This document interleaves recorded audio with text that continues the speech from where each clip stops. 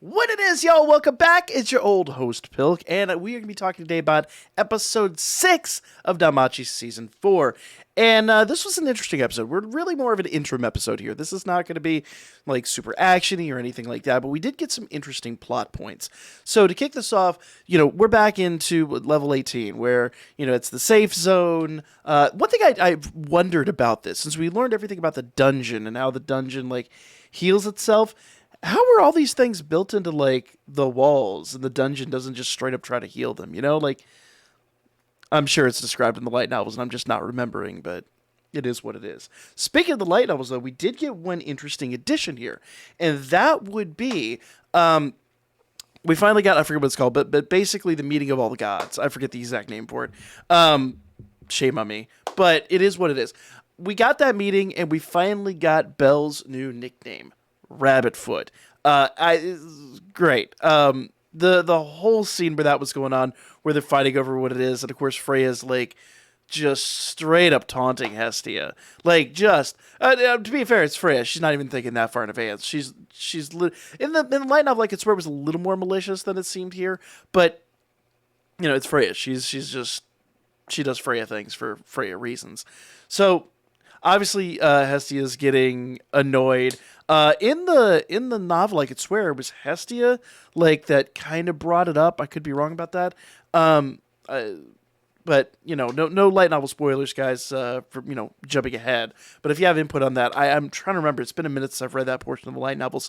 But because I think she muttered it under her breath, and then someone else recommended it. But anyway, neither here nor there. It's it's the new nickname, and it's the biggest portion of this episode. It is such a huge facet of this episode, because we find out later on that Lily is the one who wants to relay this to Belle, and of course, most of the episode is Belle just being drugged around by different people. Daphne and Cassandra are trying to use him literally as a walking coupon so they can get some discounts on some of their items. Welf and Aisha show up. Well, Welf is drunk as all get out. Aisha's just... try to jump his bones, which you guys missed that. It happened in the light novels, but early on when they're actually first in the dungeon, they first set up camp in the dungeon, literally Aisha tries to seduce him, and it doesn't go well for either one of them. But yeah, she's throwing herself at Belle again. That's apparently just going to be a thing. So... yeah, all of that's going down, and poor Lily is just over there, feeling like the third wheel. Poor Lily is just losing her mind. And then, of course, in the middle of the bar scene, you get this, the other adventurers are just losing their garbage. And they're like, hey, we got a new nickname. It came down from the surface. Check this out. And Lily's like, no, that's supposed to be my deal. And just... out with it. And poor Lily is just devastated, absolutely devastated. We have this really nice scene where Lily reminisces back to when they first met and what just happened in the dungeon and all this, and obviously it's a big deal to her, and you kind of understand where she's coming from. She's been infatuated with Belle basically since the start. Obviously it really solidified when he kind of forgave her, but it's been a thing for a minute. Lily's been chasing Belle for the absolute longest time. But I really like this episode because we did get some really nice interaction between Oak and Chigusa and Belle, which we don't get a lot in the series. You get a lot of interaction with the other characters, and a lot of times in the anime it tends to focus very, very, very hard just on Belle and on his perspective. So it's nice to see other characters get some serious shine here. But the most important thing about this episode is this really sets up the next big arc. So amidst everything here, you get these really nice interactions, but you also get the pub. You get Mamma Mia's pub, and you have you have Chloe and Anya are basically standing around gossiping, and you see Sears off in the distance, and she's looking pensive, and Mamma Mia walks in and is as brash as she ever is, and the whole thing has just a weird air about it. And they're kind of talking about okay, where's Ryu? She's gone missing. What's this? What's this?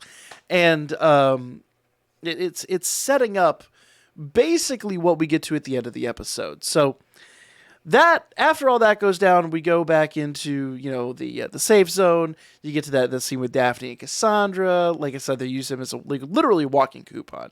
Like Belle is famous. You got to remember, no one's ever like really gone that like excelled this fast. I think the closest other one has been Eyes, and she's like zooming up there. But the fact that this dude's been in town a couple of months.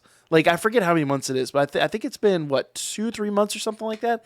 And he's gone from literally a nobody to, like, a level 4, and a strong level 4 at that.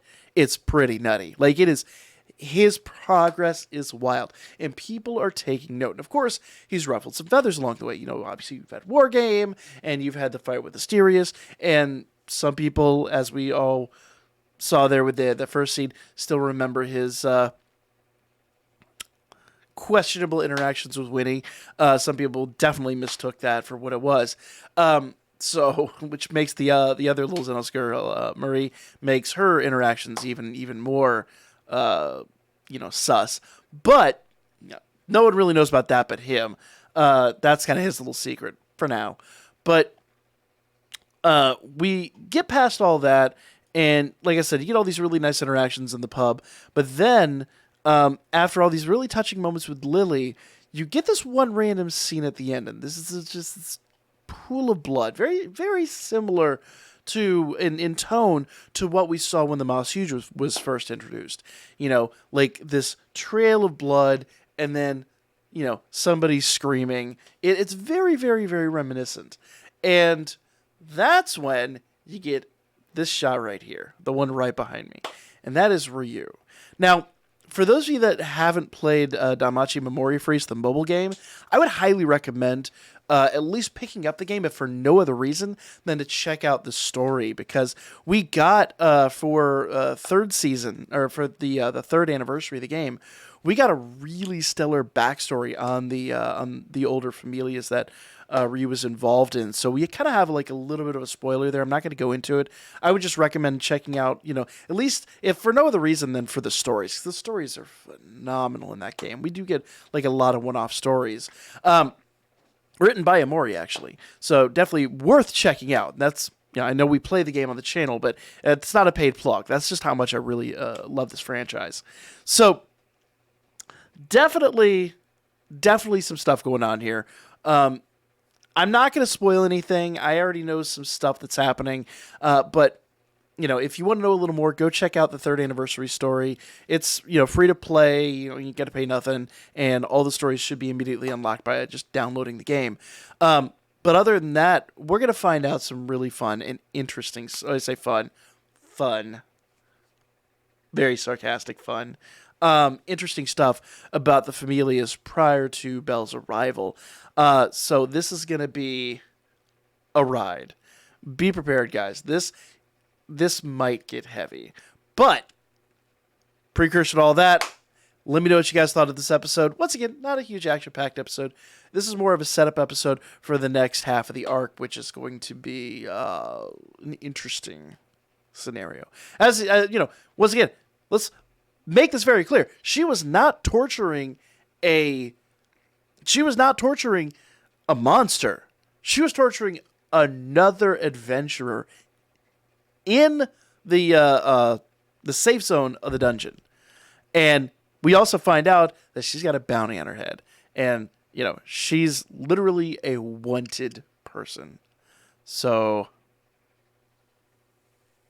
that'll be fun. Like, comment, share. Episode 7 coming out in a week, and I could not be more stoked. Let me know if you are in the comments, and I'll see you guys next week for Episode 7.